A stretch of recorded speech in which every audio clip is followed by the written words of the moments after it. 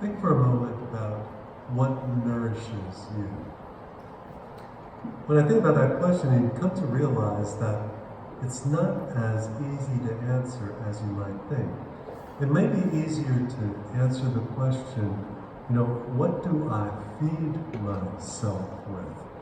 And you might be under the misunderstanding of thinking that what you feed yourself with may be the same thing as what you nourish yourself with. Well, if you think back for a moment, then you've got to throw in a few of those other things, a few of those other maybe called weaknesses, like chocolate and Oreos and beer and potato chips and ice cream. Now, that's not exactly a litany of healthy food items, and we might put a lot of unhealthy stuff in our bodies. And you can say, well, it's only on special occasions that I would do that. You could say that, and I would try to say that, then I might just be standing here lying during a homily, and that wouldn't necessarily be the best thing to do. But it's more than that. Because what do we feed ourselves? Feeding and nourishing. So what do we feed ourselves with as well? Sometimes we feed ourselves on gossip, eager to hear some juicy details about somebody else, or maybe at times being the one who wants to share that information. Sometimes we feed ourselves from the praise that we get from other people, taking too much credit for what you say or what you've done. Sometimes we feed on that entertainment, maybe on TV or the movies we watch that don't exactly emphasize the best of humanity. Sometimes we feed ourselves on our laziness, on our selfishness, on our own greed, and sometimes we feed ourselves on our need to be liked, or the need to avoid conflict, or the need to be right. And you know what? None of these things nourish us, but we feed on them anyways. Somehow we're willing to give in to the temptation of a quick fix or an easy path or distractions that keep us from having to face some difficulty, some challenge, or some disappointment. And my gut tells me that for many of us, present company included, we fall into this trap.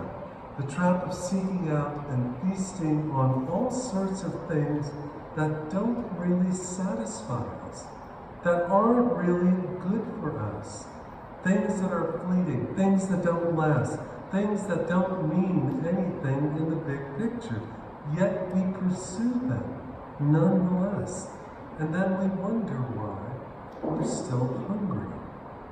But if we really think about it, the times that we are at most peace, the times that we are most joyful, the times that we are most alive are almost certainly those times when our relationships are the strongest and the healthiest and the most life-giving. Am I not right? Isn't that the way it is for you as well? And the reason for that is simple. Although we don't always act like it is, you see, the greatest hunger that we have, the one that's always lurking within us, no matter if our life is going well or if it's not going well, that great hunger that we all have is for love. And we all need love. We need to both receive love and maybe more importantly, we need to give love. And of course, when we talk about love, now we have to talk about God. Because the essence of God is love. And our need for love is that deep, that profound emptiness, that void that can only be filled in one way, by being open to our God who wants to pour himself into that void.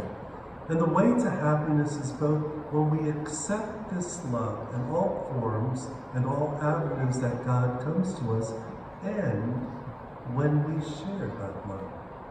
Because love is really the only thing that truly nourishes. Whether we understand that truth or not, whether we believe that truth or not, and that's because God is love.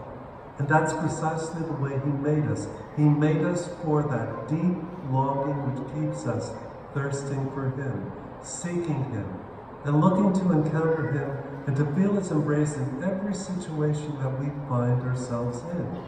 And God gave us this hunger to help keep us close to Him, to keep from straying too far from the path that leads to Him, to real life, and to eternity. And that takes us to the reason that we're gathered here on this day, to give thanks to God for the gift of Himself in the sacrament of His body and blood, the gift of Himself in the sacred meal.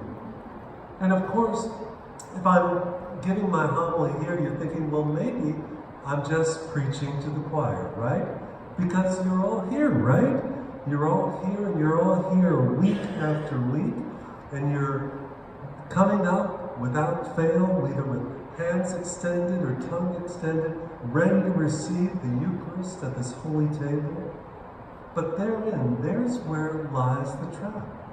It's precisely because we're here week after week that we sometimes can forget what the Eucharist is all about. For many of us, it might even feel just so routine, so ordinary, or worse yet, we come up to receive the Eucharist and we're not thinking about the Eucharist at all. We don't even realize that it is Jesus that we are receiving. You know, it might say, well, it's because we're human. That's what we do. We take for granted that which is closest to us. So that's why we celebrate, in particular, this incredible solemnity every year, Corpus Christi, the feast of the body and blood of Christ. It's the Church's way of reminding us what this precious gift of this sacrament is for us. What a tremendous opportunity that we have, but also what a tremendous challenge this sacrament provides for us. You see, the Eucharist is not some sort of private moment between ourselves and God. Rather, it is meant to nourish us, but it's also meant to change us, to transform us, to allow us to become something more than when we walked into these doors.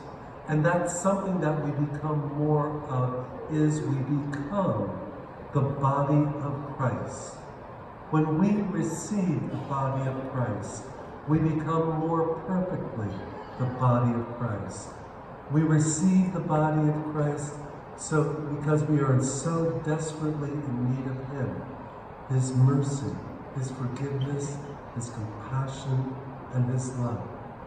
And we can't do any of the things He needs us to do without this proper nourishment, without receiving it in our hearts and minds and soul, that food that matters more than any other, that is our Lord Jesus Christ Himself.